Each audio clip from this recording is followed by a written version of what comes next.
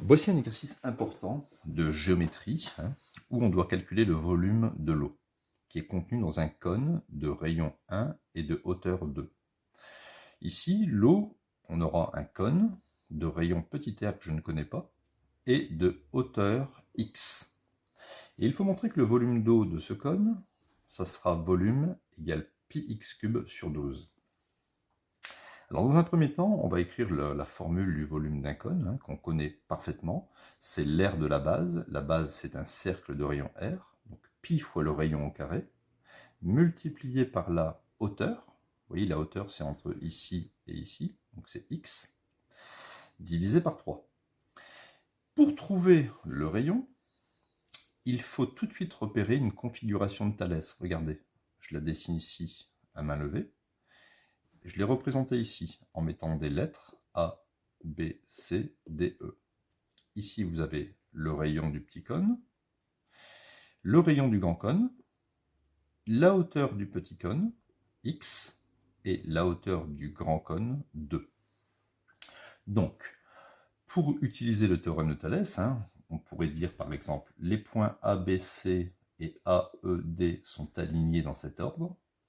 De plus, les droites EB et DC sont parallèles. Donc, d'après le théorème de Thalès, on démarre ici de la pointe qui n'est pas sur les parallèles. Donc, petit sur grand, AE sur AD, égale petit sur grand, EB sur DC, est égal à petit sur grand, AB sur AC. On ne va pas avoir besoin de AB sur AC ici. Donc, on y va. AE, c'est X, divisé par AD, c'est 2, est égal à EB, c'est R, divisé par 1. Donc, on peut donc ici isoler petit r. On peut donc écrire que c'est x fois 1 sur 2, c'est-à-dire x sur 2. Petit r, c'est x sur 2. Donc je vais remplacer petit r par x sur 2 dans cette expression pour faire disparaître finalement ici petit r. On va donc obtenir pi, alors multiplié par x sur 2 au carré fois x, le tout sur 3. Alors il faut savoir que quand vous divisez quelque chose par 3, c'est comme si vous le multipliez par 1 tiers. D'accord? Divisé par 3, ça revient à multiplier par 1 tiers.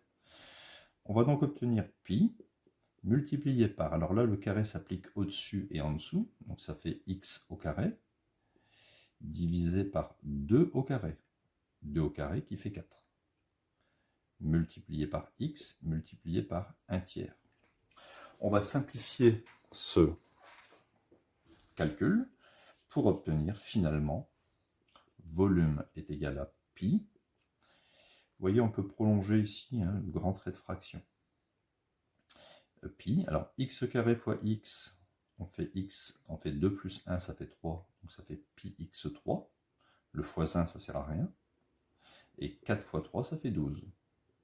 Voilà, on a bien exprimé le volume de l'eau en fonction de petit x.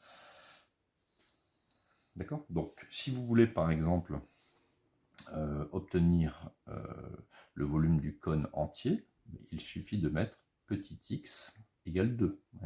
Si vous mettez ici petit x égale 2, en fait, l'eau va occuper tout le cône et vous aurez le volume du cône. C'est un exercice qui est quand même assez intéressant parce qu'on peut, par exemple, vous donner le volume et vous dire, voilà, on a tel volume, quelle est la hauteur d'eau? D'accord? Donc là, il faudrait faire une équation. Vous avez le volume et vous faites un produit en croix afin d'isoler la valeur de x. Mais on fera ça dans d'autres exercices.